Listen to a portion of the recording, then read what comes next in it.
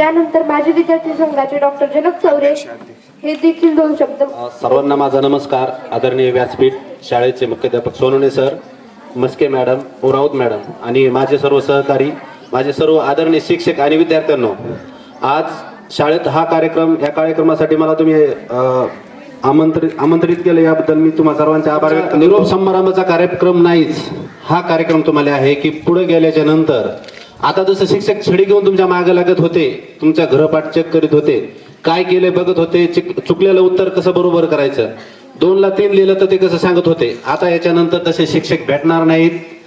त्यासाठी मी तुम्हाला निरोप समारंभ म्हणत नाही. जो शिक्षकांनी तुमच्यासाठी आजपर्यंत जो आटापिटा केलेला आहे तुमच्यासाठी, शाळेत येऊन वेळेवर शाळेत येऊन तुम्ही जर एक दिवस शाळा बुडवली तर दुसऱ्या दिवशी तुम्हाला जो राहिलेला सिलेबस आहे तो शिकून, कुणाचा महाग राहिलेला आहे, कुणाचा सिलेबस कंप्लीट नाही झालेला, एखादा चॅप्टर येत नाही, हे आजपर्यंत हाताने शिकवलेली ही शाळा आहे. शाळा म्हणजे फक्त शिक्षण देण्याची संस्था नाही. शाळा म्हणजे कसं, तुम्हाला जे एक संस्कार दिलेले आहेत शाळेनं, चांगले संस्कार, शिस्त, आत्मविश्वास, हे कुठून मिळालेला आहे? शाळेतून. हा आत्मविश्वास, हे संस्कार आणि ही शिस्त आयुष्यासाठी पूर्ण तुम्हाला लागणार आहे.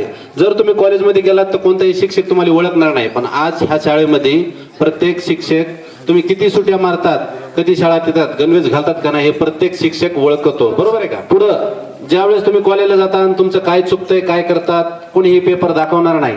त्यामुळे जे तुम्ही शाळेमध्ये शिकलात त्या शाळेचं तुम्ही नाव मोठं करायला पाहिजे, तुमच्या आईवडिलाचं आणि तुमच्या शिक्षकांचं नाव खूप मोठं करायला पाहिजे.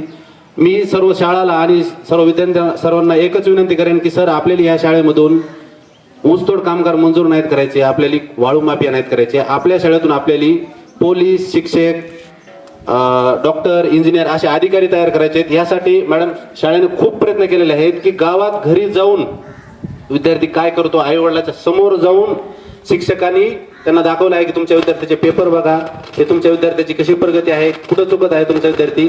आणि मागच्या वर्षी मी पण मॅडम 10वी झाल्याच्या नंतर 10वीच्या 10 विद्यार्थ्याला घरी जाऊन भेटलो होतो की तुम्ही 11वीला क्लास लावा आणि पुढं चांगलं. आता बघितलं तर 5-5 हजार रुपयात ऑनलाईन क्लास आहेत आणि शाळेचे खूप तसे प्रयत्न आहेत. आणि यावेळेस आता आमच्या दोघं झाले आणि एक शिक्षक आणि आम्ही गावात घवांतडी हिवरा या गावात घरी जाऊन विद्यार्थ्यांचे, जे विद्यार्थी असतील त्या विद्यार्थ्यांना त्यांचं काय चुकतंय, त्यांनी कसा अभ्यास करायला पाहिजे, जे पुणे, मुंबई, दिल्ली असे जे क्लास आहेत, लातूरला वगैरे, त्याची गरज लागणार आहे. असं आम्ही आता 5वी 6वी पासूनच तयारी चालू करणार आहेत.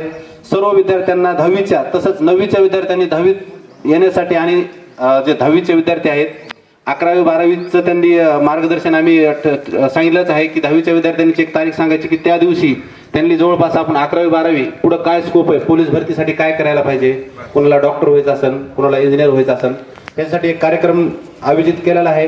त्या कार्यक्रमाला सर्व विद्यार्थ्यांनी उपस्थित राहायला पाहिजे, ही माझी विनंती. तसंच सर्वांनी निरोगी राहायला पाहिजे आणि सकारात्मक विचार पाहिजेत. जर तुम्ही निरोगी असाल आणि सकारात्मक विचार असतील तर तुम्हाला कोणत्याही गोष्टीची कमतरता पडणार नाही. तुम्ही सर्वजण, मी तुम्हा सर्वांना तुमच्या उज्ज्वल भविष्यासाठी मनपूर्वक शुभेच्छा देतो. आणि खूप मोठे व्हा, यशस्वी व्हा आणि समाजाचं नाव मोठं करा, तुमच्या गावाचं नाव मोठं करा, शिक्षकांचं नाव मोठं करा. आता ही तुमची शाळा संपलेली आहे. यानंतर तुमच्या आता जे काय शाळेत कुणाचे भांडणं झाले असतील, कुणाचं जमलं नसेल, यासाठी एक छोटासा शेर सांगतो मी. दुश्मनी जमकर करो लेकिन एक गुंजाइश रहे, अगर हम कभी दोस्त हो जाए तो शर्मिंदा ना हो. धन्यवाद. जय हिंद, जय भारत.